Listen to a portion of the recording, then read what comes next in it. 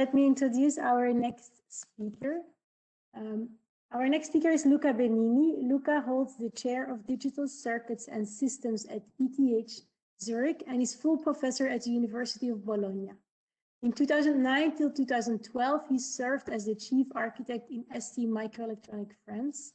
And Dr. Benini's research interests now are in energy-efficient computing system design, machine learning acceleration, and ultra-low power smart microsystems. He has published more than 1,000 peer-reviewed papers and 5 books. He's a fellow of the IEEE, of the ACM, and he's a member of the Academia Europaea. So Luca, we look forward to your talk and the floor is yours. Thank you very much, Marian, for the introduction.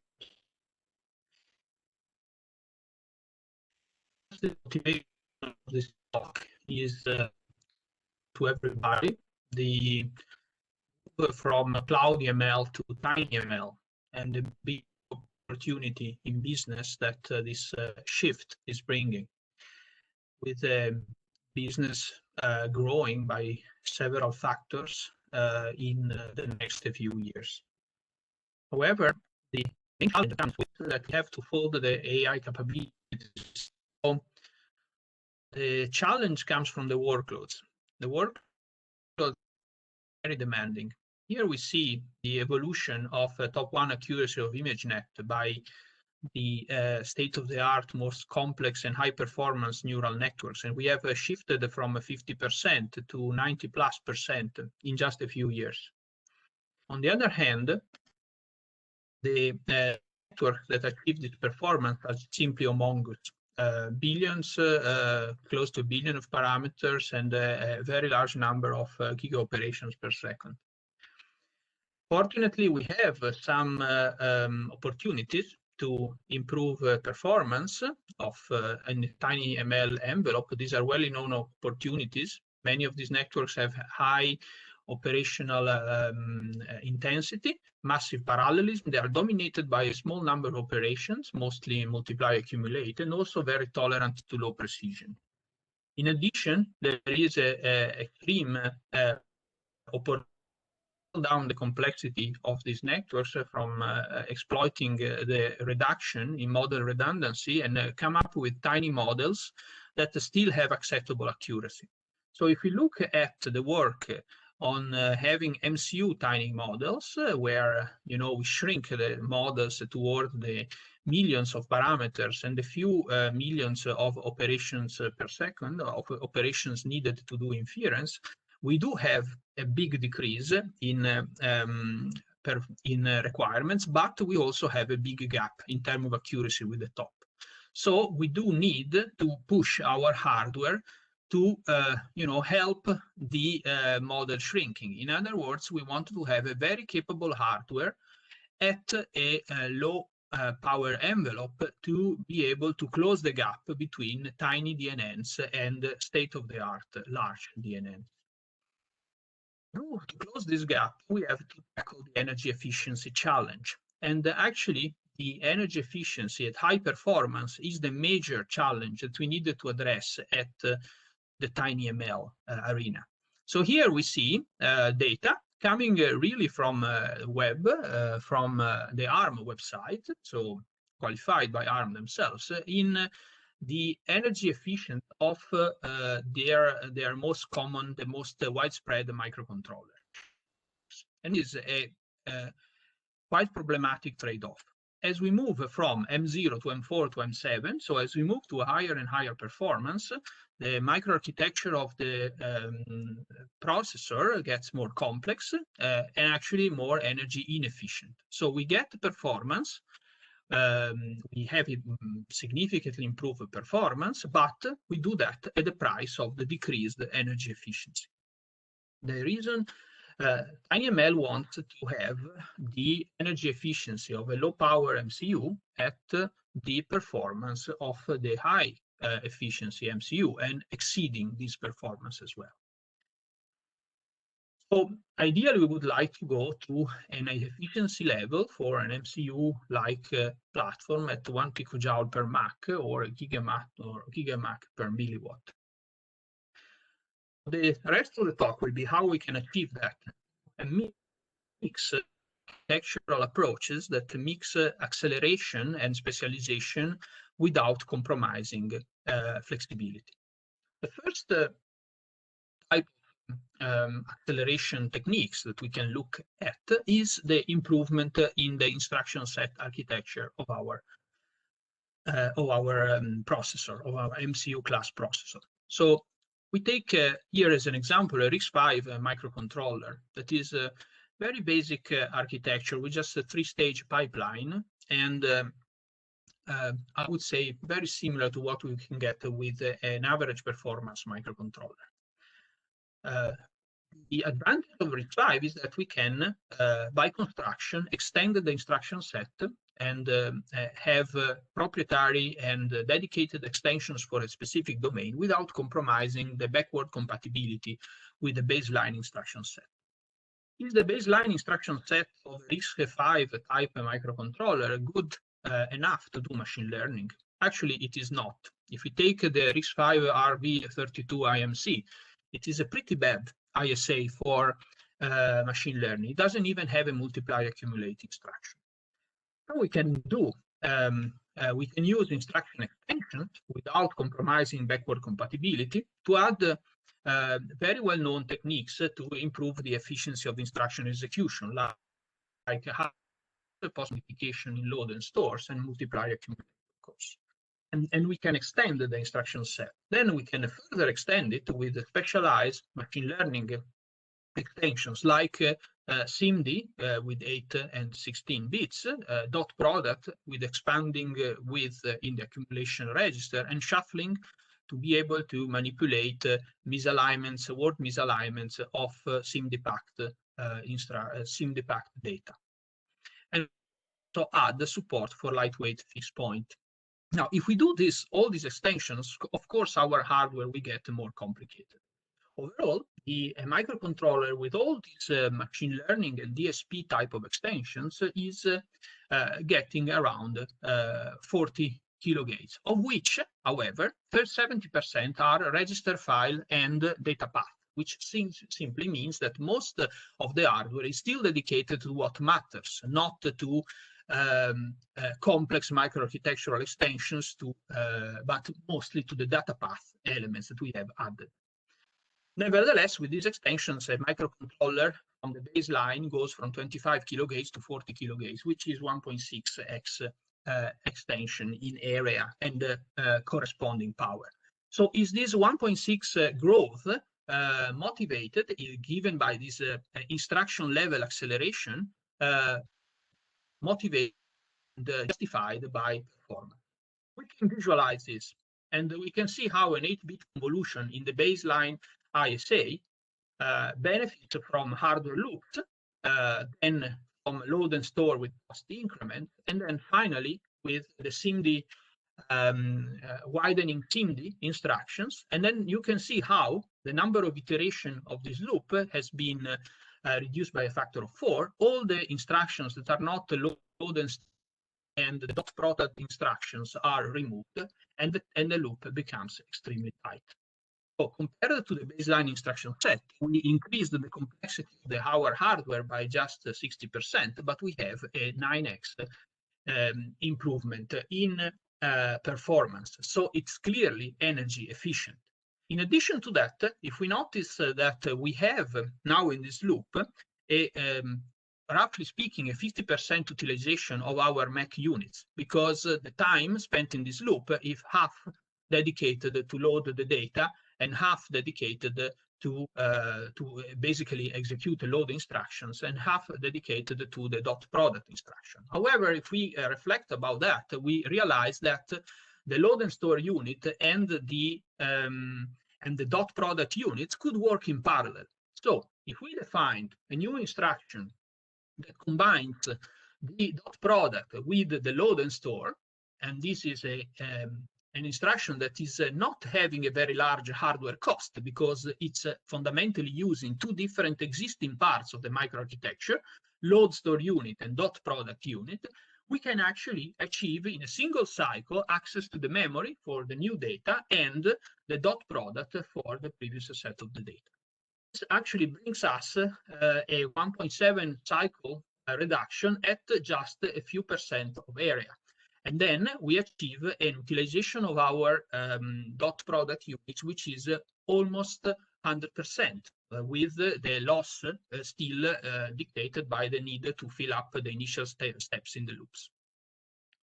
So the message of this part is that by careful instruction extensions, using an open instruction set where instruction extensions don't compromise backward compatibility, and we can specialize it for the class of applications that we need, we can achieve a very significant energy efficiency improvement, an order of magnitude or even a slightly more, with relatively low complexity increase. Then, is it enough? Well, you know, this is still a single microcontroller, and so for a larger neural network, this is not enough. So how we can improve performance? We already have seen that going for more complex microarchitecture, superscalar, and things like that is highly energy inefficient. So we need to turn to the second way to improve performance, which is parallelization. Now, the idea is that instead of adding a faster microcontroller, a faster processor, and making it more complex, we will keep it simple, working at a relatively modest speed and near the threshold voltage. And then we put several of these processors in the performance. Why we want to work at the near the threshold voltage? Because in this region, performance is not so high, frequency is pretty low, but energy efficiency, as shown by the red curve, goes up. It goes up until we reach a peak, which is the optimal near threshold operating point, which is fundamentally where the leakage and the dynamic power balance themselves. At this point, we have the best efficiency in terms of picojoule per operation for our microcontroller. And we want then to achieve performance by putting several of these microcontrollers enhanced with the instruction set enhancement I described before, working in parallel at the maximum efficiency point. It's better to do that than to have a single microcontroller running super fast in an energy inefficient operating point. Clearly, this works only if our work is parallel and we can parallelize it effectively. It is actually the case because machine learning is embarrassing parallel. And so we can benefit from parallelism almost without any of the Amdahl's effects that are characterized by the characteristic of applications that don't parallelize well. So parallel ultra-low power is essentially a winning tool to improve the performance without decreasing energy efficiency. However, devil is in details. So let's see how we can create a parallel computing platform from tiny microcontrollers that work at a very low power consumption. We already know how to make parallel compute platforms from high performance cores and microcontrollers, but doing it with a low performance and low power cores is a bit tricky. So we have, of course, to add several processors in parallel. Then we create a cluster, and this cluster of processors will need to have access to memory. And here we use a shared memory so that the processors can balance easily the workload by taking parts of the data that they need without having segregation of the data and the consequent risk of unbalanced workloads. And we have to do that with a high bandwidth memory system that allows multiple cores to work concurrently into the memory. So we need a low latency interconnect that works as the source and can allow multiple memory banks to be accessed in parallel through high banking factor so that the processors don't encumber each other in accessing the memory during parallel execution. With this interconnect that connects several cores to a multi-banked memories, we can actually achieve high concurrency in working on parallel pieces of data, on the different pieces of data, without the need of making memory copies across cores. Now, this giving the course enough data memory bandwidth access is only one component to get an efficient parallel platform to work. We have several other components. Another component is to manage the transfer from the external memories and the IOs of the data that we need, data and weights, in parallel with the execution of the processors. To do that, we use double buffering and the DMA. So the DMA is configured by the cores, and then it will file the data coming from input-output and higher level memories or external memories. And thanks to the multi-bank memory system, while the DMA is copying the next frame of data to be processed, the cores will work on the previous frame. We also need a very fast and efficient synchronization enhancement. So we need hardware synchronization to make sure that the processor can synchronize with the DMA and among themselves without a big overhead to wait for each other and a big synchronization overhead. So these are critical design elements that we need to add to our parallel processing class. The high parallel execution efficiency, DMA double buffering and faster hardware synchronization. In this way, we can achieve concurrent data transfer, and thanks to the fact that DMA can be programmed ahead of time, and the traffic for tiling the data in neural networks is highly predictable and can pre-scheduled ahead of time, we can achieve a complete pipeline of memory transfer and processor. The last challenge we needed to address is the increased instruction bandwidth in this course, because now all the cores need to fetch instructions. So we needed to create a smart instruction memory hierarchy where we use local buffering in each core to filter out the memory, instruction memory bandwidth, and then we use a shared cache to store the most frequently used instructions that the cores will execute. We can use a share cache because most of the parallelism that we need to exploit in this cluster is data parallelism. In other words, the cores will execute the same piece of code, the convolutional loops, over different pieces of data, thereby justifying the presence of the share cache with local L0 buffers for energy efficiency. If we put all these ideas together in creating a low cost and low overhead parallel platform, see what happens in terms of parallelization.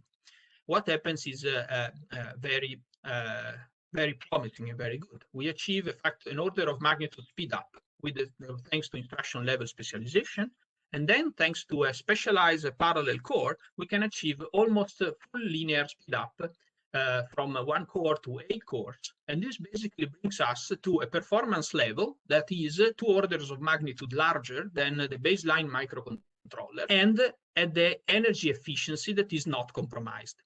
So here we have gained a factor of 100 in performance without compromising the picojoule per instruction. And this is highly different from moving from a simple process to a high-speed superscalar processor, where the energy efficiency drops. However, we also need to worry about controlling the input-output. The input-output and the peripherals and the sensors must be managed by don't need to be managed by a parallel cluster. They just need to be managed by a microcontroller core that will do the bookkeeping and the I/O synchronization and I/O management.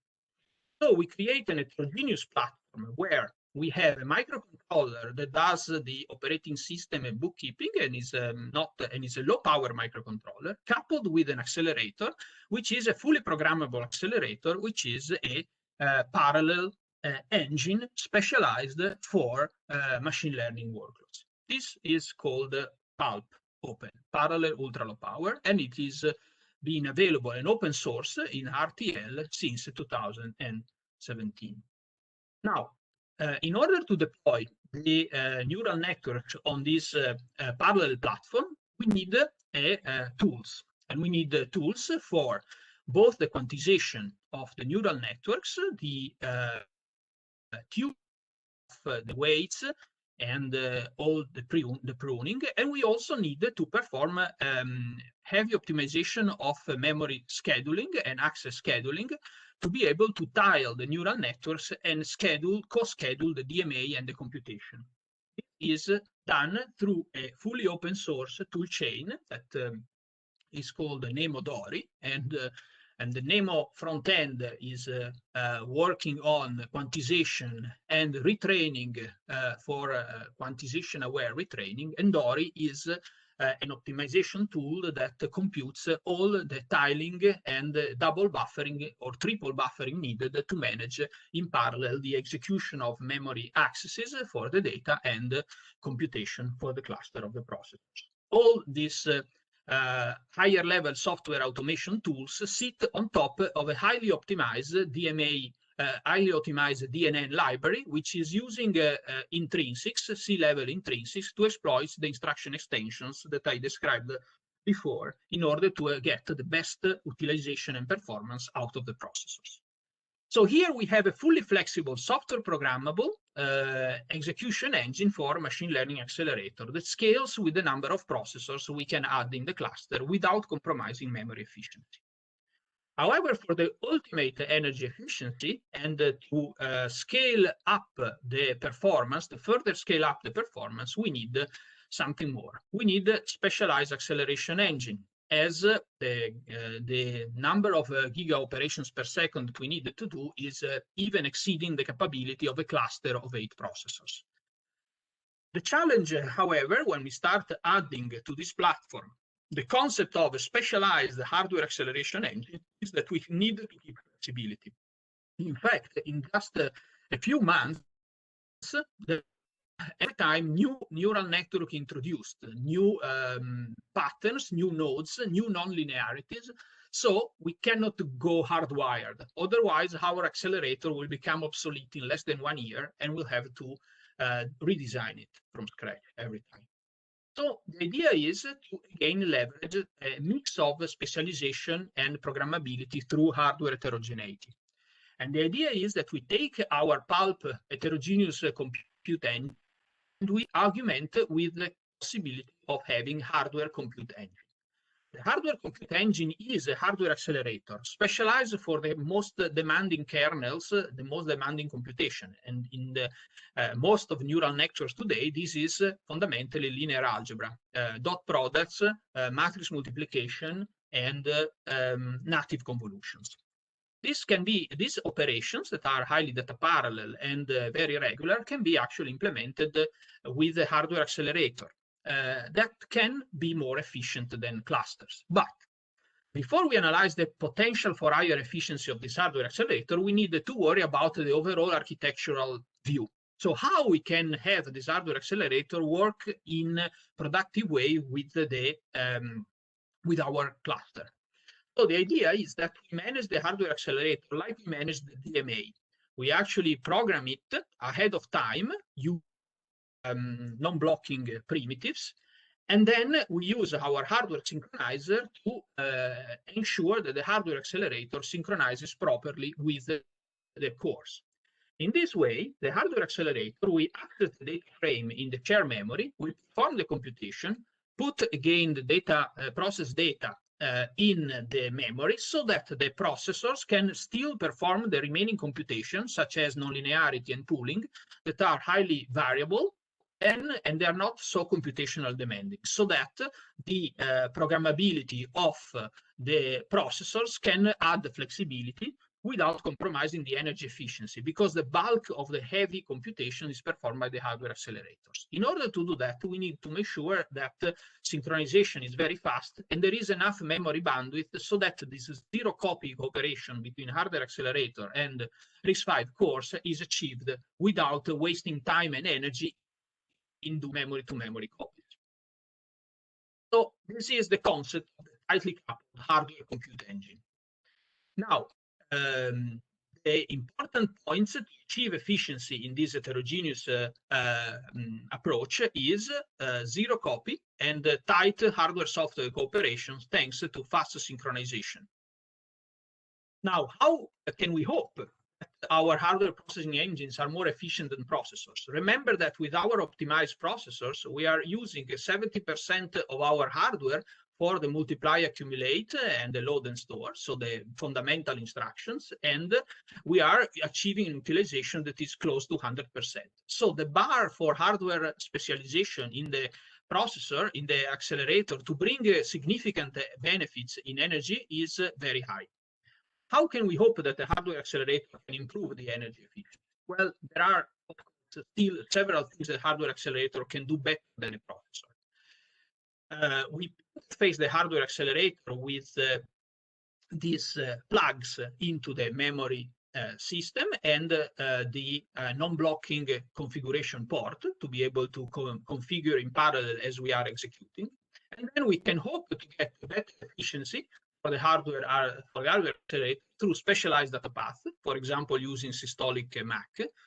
Internal storage does not need to be a register file, can be, for example, a line buffer with a wide accumulation register. We remove the remaining overhead due to instruction fetches, which is small in our optimized cores, but is still around 30%. And then we can also have a specialized interconnection that gives to the processor very large peak bandwidth toward the shared memory, so that it can bring in a very large amount of data in a single transaction. All these techniques can help improving the efficiency of the accelerator. I think that this is a good time to have a short break for taking a few questions, if there are questions. Okay, thank you for the talk till now. I remind the audience again that you can post any questions on the poll and also vote on each other's questions. So Luca, a first question, you have different cores and you even indicate that they can share some cache of the loop instructions and so on, but this means your cores have to be nicely synchronized. How do you do such synchronization between cores, and does this give a lot of overhead, or is it like hidden in hardware? Yeah, actually, thanks to the presence of the hardware loop and the share multi-ported cache, we don't need to synchronize the cores. So the cores will fetch from memory independently, and they can be locally desynchronized. We use the hardware synchronizer to synchronize them at the border of boundaries, but during the execution, we don't force them to be synchronized. So we don't need to enforce core-to-core synchronization. However, you make a very good point, because if we could actually synchronize the cores, then we would not need to have separate fetches of instructions from the cache. We could use the same instruction fetch from the cache and then broadcast it to all the cores, and then we'll have a similar to a GPU type of execution where all the cores receive the same word and they execute it. This is a mode that we have enabled, and in fact, it gives significant performance improvements, around 30%, because basically we kill all the instruction fetch bandwidth, but it has the limitation that it can be used only on perfectly data parallel workloads, and so it reduces the flexibility of our cores. So it is an add-on that is not a standard execution engine right now. Okay, interesting. And then a second question before we continue with the talk. So you indicated that your accelerators, the one we see here, they do the compute heavy convolution instructions and so on. And then you want to do the activation functions and other less often occurring instructions on the cores. But this indeed requires a lot of data moving back and forth, even though you try to do it as efficiently as possible. Isn't the overhead of going to a large shared cache not pretty big? Do you know what the relative energy or latency is you spend on the pure compute of the convolution versus everything else around it to shuffle data and do these activation functions and so on? Yes, it's an excellent question. So you're right, there is a trade-off here. So fundamentally, there is a trade-off because you have fundamentally two interaction between the cores and the hardware accelerator on the shared L1 memory. However, the accelerators do have internal memory. So for example, for an output stationary data flow, the outputs are stored internally into the accelerator and the accumulation are done internally in the accelerator. So only a fraction of the writes goes into the shared memory, where so at the end of the computation, the final sums are shifted into the main memory with some hardware cost, but this cost is amortized because we have the possibility to have internal buffer in the hardware accelerators, and we only do the copy into the shared memory of the final values. So this overhead is there, but it is not enormous. Okay, good. Let's resume and get back for questions at the end. Okay, thank you very much. Okay, now the other big directions for improving our energy efficiency is extreme quantization. And the most extreme of the quantization is binarization, where we fundamentally transform our operation in XNOR, our multiplication in XNOR, and then we do accumulation in multi-bit, and finally we binarize the output channels, as shown in this slide, through thresholding. However, there is a bit of a problem with this approach. First of all, let's see the good things. Our multipliers disappear, become XOR gates.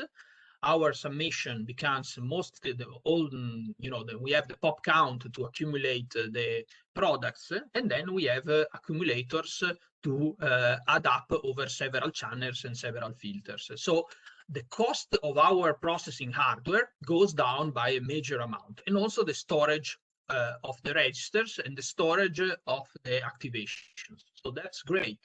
And actually, it is shown here, showing that fundamentally we have our compute engine, which is very small, and we can use most of the area in the processor, in the chip, to store the intermediate data and the binary weights. So we limit our off-chip traffic almost to zero, because thanks to the compression, we can compress all the data on the memory. And the data path to process the data is fairly small.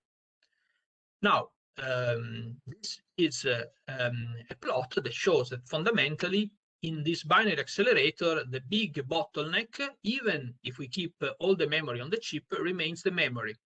And so we need to use as much as possible very low power memories to reduce the cost of accessing the memory, which is now most of the cost.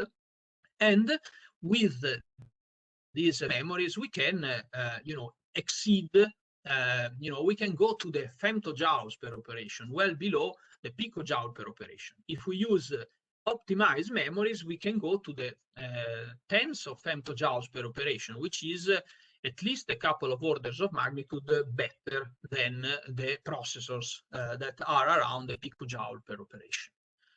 So that's great, but of course, binary has major issues. Even with retraining, we have a big accuracy loss. So we actually cannot just embrace binary networks all the way. We need a flexible precision tuning. So the next generation of accelerators is actually designed for flexible precision tuning. And in fact, these are called binary-based quantization acceleration.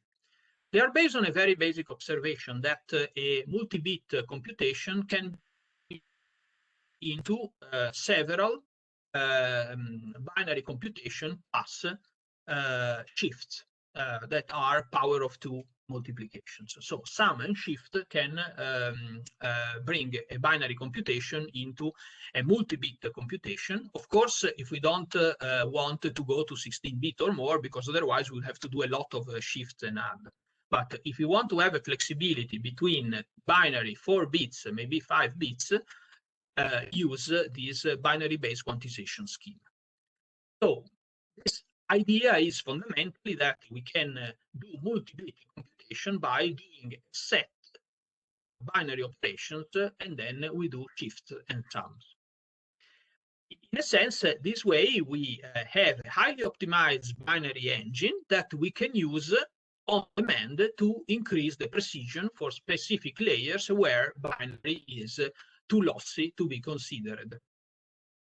This engine is described here. It's, as you can see, it's an array of processors. Each one of these processors contains a binary convolutional engine, and the binary products and sums can be then scaled by power of 2 shifting and added to achieve higher precision by this scale and shift type operation. Each convolutional entity is super simple. It's this very simple array of single bit operators with accumulation at the end, and so the binary operation remains efficient. But with this architecture, we can achieve a tunable accuracy on a layer by layer, but also tensor by tensor. So very fine-grained tunable accuracy. So here, put all the things together, we have an improvement of energy efficiency, considering the overheads of programmation of the accelerator, copies, and all the synchronization, all included. We have still quite a significant improvement in terms of energy efficiency with respect to the software computation. Now, this is also this accelerator is also open sourced on GitHub. Now, the next challenge is how to distribute the quantization. So how to make sure that in our neural network inference, we distribute the quantization to layers, to tensors, in such a way that we always use the minimum precision in numerical calculation needed to achieve the accuracy we want. This plot shows fundamentally that if we use a constant type of quantization, like 8-bit quantization, in order to fit into the memory constraints of our plot, which is this rectangle, we have to shrink the topology of the network too much to achieve a decent accuracy. However, if we go to a fixed quantization, for example, 4-bit quantization, we can fit into the memory constraint, but the accuracy is still not enough. Then what we can do is we can go to mixed quantization. So fundamentally, be able to station on with a fine-grained decision. In this case, we can have a significantly better accuracy than the 4-bit, meeting the memory constraint to fit on the memory of the platform, and still be at a better accuracy than what we get with 8-bit or 4-bit only. This diagram shows basically how the various layers in the network can be quantized, and we can see that depending on the configuration of the various layers, we can achieve better precision. This case shows how the various layers are quantized. So some of the layers are quantized to 4, and other layers are quantized to 6, and then to 4 and 8. So in this case, we achieve with this binary with this tunable quantization, average bit per activation that is lower than 8, 6.7, and average bit per weight that is around 5.9. So lower usage of memory, but still acceptable. This is a tool that has been presented in this, and this is actually a very active direction of research to further improve this mixed quantization under memory constraints view. Now, let's put everything in perspective as we move toward the conclusion. We have hardware acceleration with energy efficient but standard core with no instruction extensions. We get around 20 picojoule per operation. If we do our ISA extensions to have acceleration thanks to the ISA, we get a factor of 10 to 20 improvement in energy efficiency, and we go to the single picojoule per operation. There we have our XPULP instruction extensions, and we go through a configurable data path, what I've described with our RBE accelerator. We can get another order of magnitude or a bit more, and then we move toward below the picojoule per operation threshold in the 100 femtojoule per operation with reduced bit width, but tunable to be able to recover accuracy. Finally, if you go all the way to fully specialized, you know, and currently in our understanding is the best fully specialized level accelerator for the maximum energy efficiency is a ternary accelerator. We can gain another order of magnitude. If you're interested in this accelerator, actually in 7 nanometer technology, it goes below the femtojoule per operation. So it's going to be presented later in this conference. Now we move to the last mile in this presentation. And this is where we wanted to see the full system aspect. So we have seen that we can run significant neural networks in complexity for with all these acceleration techniques. But we also have to acknowledge that in the real application scenarios, most of the time, we don't need these capabilities. We just need to be aware of our surrounding. And when there is an event like a change in the scenery of a camera or the sound threshold that is passed, we need to trigger in action.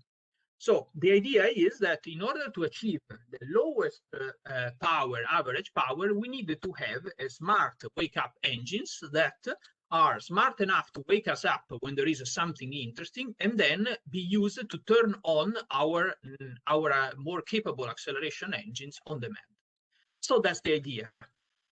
We need one last shade of acceleration, which is the always-on accelerator for always-on intelligence that is shown in the software, in the SoC domain, the always-on domain.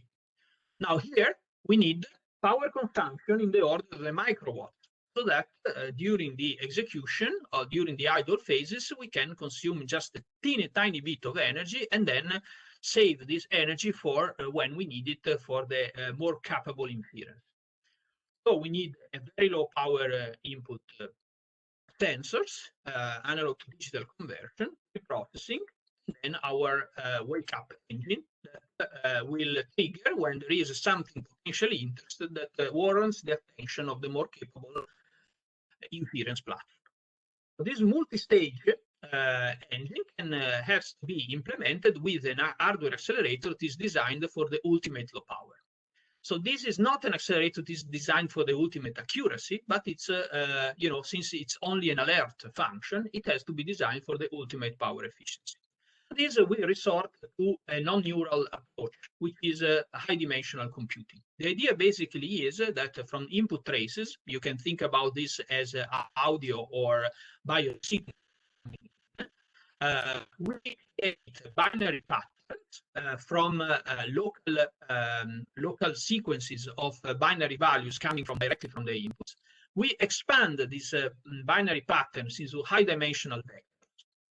Then we create signature vectors by combining these binary patterns to highly parallel operators that work bitwise on these very large expanded vectors. And then after combining many of these vectors that represent for a signature of a waveform of a partial window of a waveform, then we use this combined vector as a search vector into an associative memory to find within a set of classes representing, for example, several levels of alarm or several possible targets that we are seeing. And this associative memory will tell us which class is closest to our input vector. This actually is a simple type of classifiers. It's not, of course, as accurate as a deep neural network, but on time domain signals like EMG can achieve a very significant, very satisfactory level of accuracy in thresholding the beginning, for example, of an interesting move for a gestural interface. And the implementation is highly tolerant because of these high dimensional vectors and implemented with parallelizable operators that can work at very low voltage and very low frequency. This is ideal for our in-memory computing approach, where fundamentally we implement these basic operators as well as the nearest neighbor search in the prototype vector, the associative search in the prototype vectors versus the search vector with in-memory accelerator, which is fundamentally made using very low power cells, memory cells, latches, that we use to store the vectors that we want to process with. And all the operations are mapped into memory, in memory, in array operation. This type of accelerator has been implemented in FDX22 technologies, and it can work at a very low frequency and be implemented in very low leakage cells, slow and low leakage cells, because it has to be always on. And measured silicon shows that we can keep this accelerator on and working at with the 32 kilohertz clock at just a couple of microwatts. So we give cognitive wake-up capability of our platform. Also, this accelerator is open. Now, to conclude, we put everything together. We have this extreme IoT edge processor, and which has been presented in the last ISSC. It's called Vega, and combines all the techniques that I described so far. One very interesting novelty in this processor that I did not present so far is the availability of on-chip, very large on-chip non-volatile memory, RAM. The capability of storing several megabytes of data directly on the chip in non-volatile memory allows us to get rid of all the external traffic needed to load weights from neural networks that fit into this memory size. And in this case, we can move from the energy per inference using external flash to get the data, the weights in during the inference, to all in-memory weights. We can cut the energy by a factor of 3.5 on mobile net V2 inference. You really look at the ultimate power reduction is the input-output interfaces, because we have to interface with our sensors. And also for this, we needed to look at a new low-power IOs techniques. Currently, we don't look too much into these low-power IOs because the power bottleneck has so far been in the computation and the storage. But as we move the storage on the chip and we make our computation extremely energy efficiency, we need to start worrying also about the IO powers. So there is a need for increasing research and effort in developing IO that work at low swing and at very low energy. So we have done some work in this area. We have achieved almost a factor of 10 reduction compared to standard SPI interfaces, but this is only the beginning. We needed to push even more to make sure that once we have reduced the power of our logic core and the memory below 1 milliwatt, the rest of the IOs doesn't consume more than 1 milliwatt.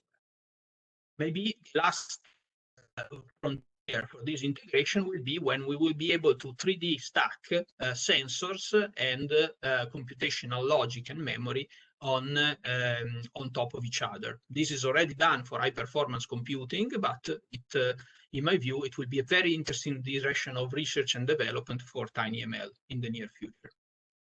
So, presented an open platform where that is called PULP, where we have all this form of acceleration, and everything is open here. Everything is available on GitHub. I think that the concept of open platform is very powerful as an enabler for science, but also for business, because it reduces ennui for fast innovation for startups. It creates the opportunity of doing new type of business models. For example, non-for-profit companies that support open source hardware, and helps collaboration with various business partners among various business partners, for example, with foundries through open source partners. From the technical viewpoint, the science viewpoint, I presented key ideas. Heterogeneous and flexible are the keywords. With heterogeneous and acceleration, we can achieve between 1 and 3 orders of magnitude, moving from ISA customization, configure acceleration, to fully customize and heterogeneous combination of these accelerators. And this will bring us to below the 1 milliwatt average operation energy. The next area of focus is I/O energy and memory energy, to really make sure that we can keep scaling up what we can do within a TinyML. Thank you very much for your attention. I welcome the questions. Okay, thank you, Luca, for the very complete and very interesting talk. For the sake of time, we only have time for 1 or 2 questions. So as the first question, you talked about your mixed quantization scheme and that this is an active area of your research on how to do precision scaling within the network with different precision levels. Can you discuss a bit more how you decide what layers to run at what precisions for weight and activations? Because the search space is huge, right? Yeah. Actually, this is a very, I would say, very open problem so far.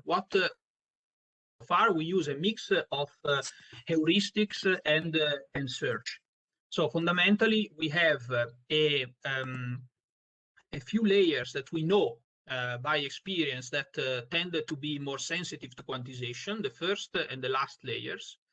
And on these layers, we start from a precision, where in the other layers, we start from a low precision.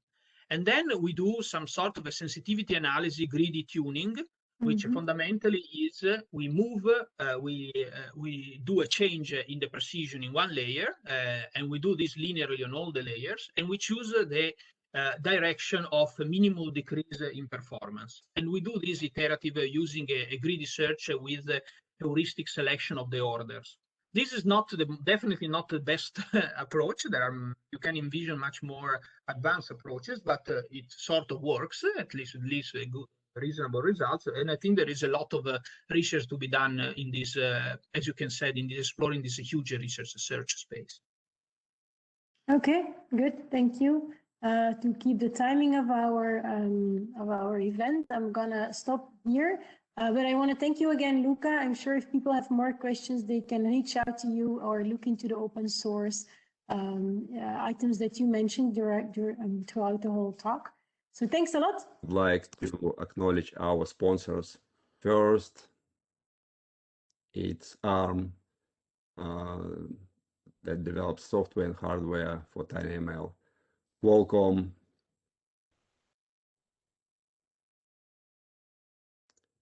Samsung.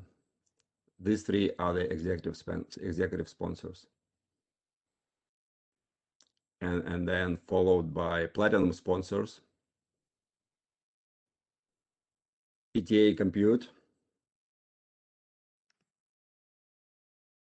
Lattice Semiconductors, and the gold sponsors are BrainChip Corporation, Cisco, DSP Group, H-Impulse, EMSA Visual Sense, General Matter Labs, Green Waves Technologies, Hymex,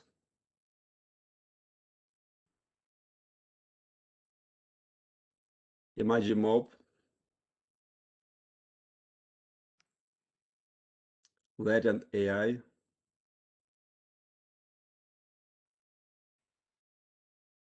Maxim Integrated,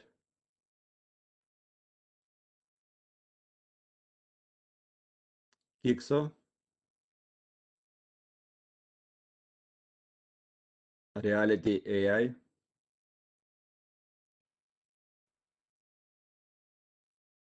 SenseML,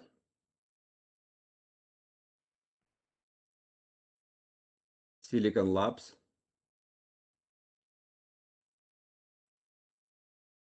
Sentient, and Google TensorFlow. XMOS, And the silver sponsors are H-Cortex, HOTS, and Synsense. Again, we are very grateful for their continued support, and this is a great testimony that the foundation and this community is really of huge interest for the companies and for the whole world.